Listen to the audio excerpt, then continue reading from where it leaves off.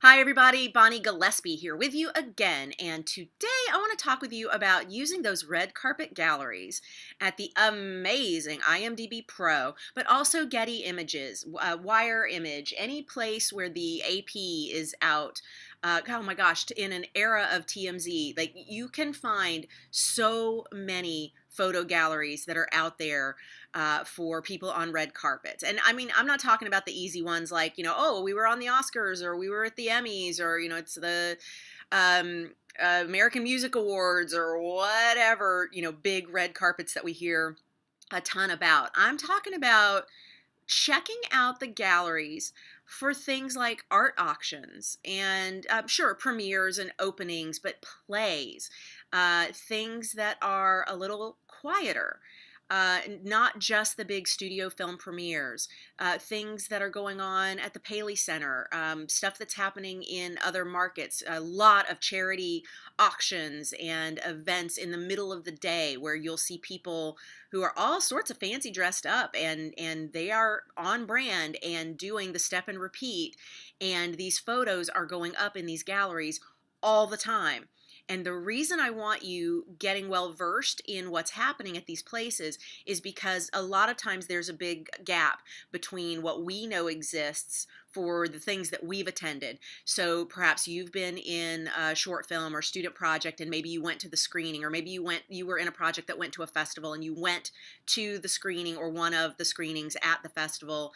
And so you've been able to see and experience some of that red carpet, the step and repeat, the who are you wearing, photos, the publicist, the handing over the card of like who is this and how is the name pronounced, and having it phonetically written on the card, and all the things that happen at that next tier.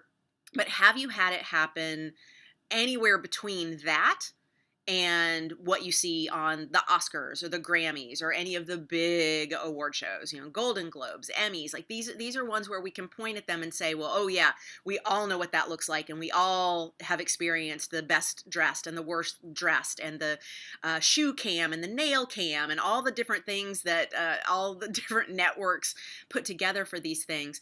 I'm talking about all the stuff that's in between. That very first experience on the red carpet, yes, but then all the stuff between that and the big awards. Those things that you don't necessarily realize that actors and creatives are out there doing regularly, because part of your job as a creative, once you're at a certain tier, is to be present, is to be out there, is to be continuing your brand and your brand reinforcement duties, especially when you are beholden to a studio or a network. If you're a series regular, you're under contract. If you're a spokesperson for a product, you are required to show up at Fashion Week and at everything smaller than Fashion Week. You are required to go to industry events that the most people on the planet don't really think about, know about, or even notice. And that's a lot of different outfits that you have to wear, and different shoes, and different hairstyles, and handbags, and donated jewelry, and types of things that you have to be prepared to say when the microphone is thrust in your face.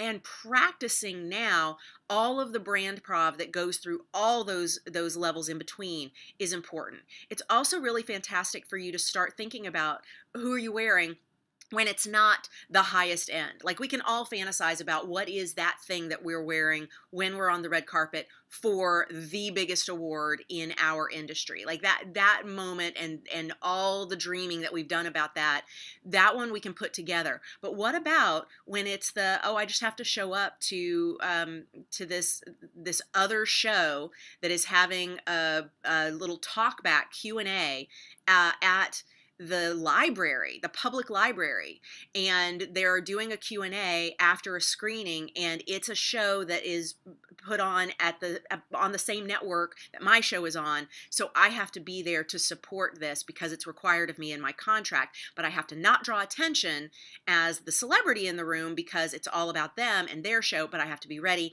to speak on brand, but dress in an understated way, but still on brand. What does that look like? When you see somebody who's wearing the little black dress and you go, oh, why did they want to be unnoticed? Because their publicist told them they needed to be understated.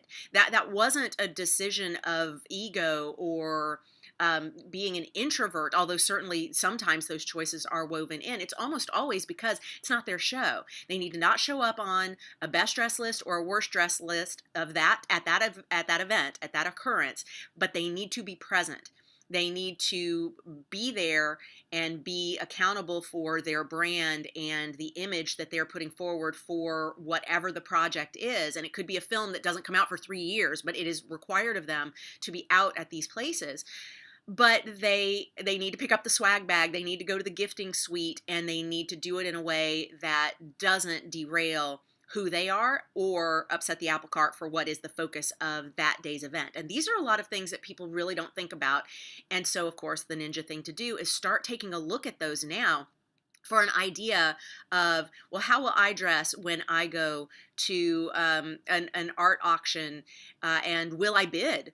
Or am I one of those people who is there because I'm required to be there and my publicist says it's important that I'm there, or, you know, this magazine is throwing an event, so I have to go, but I'm only going to be there for 20 minutes. So I'm going to go do the step and repeat, pick up my swag bag, say hello to the host, thank you, grab a champagne flute, do a toast, and then go.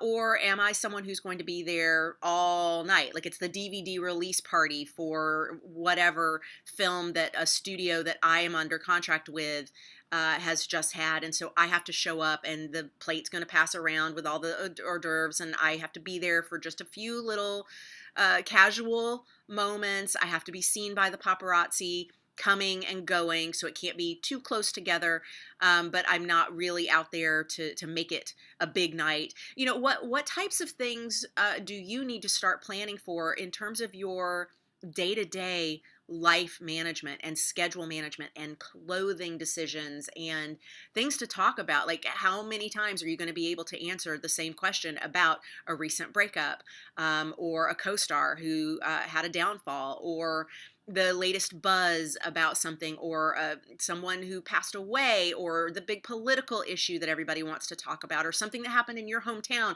that you don't have anything to do with because you've not been in your hometown for decades, but you're going to be asked about that.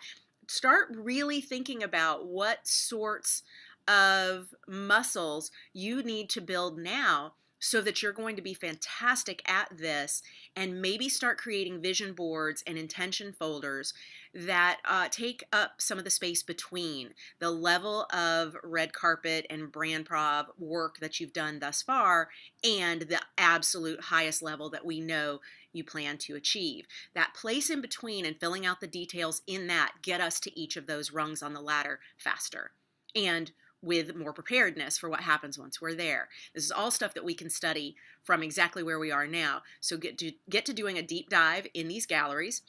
I'll share some links below so that you're able to find those right here on the curriculum page, and we can continue to have conversation about places that you've been surprised to see that there are events going on. TMZ and the like makes it much easier to be aware of what's going on these days than ever before, but there are some places to check out that need to be on your radar before we hit the level of the TMZ tracked folks. And that's what we're talking about filling in the gaps with here. So I'm really excited to jam with you about this.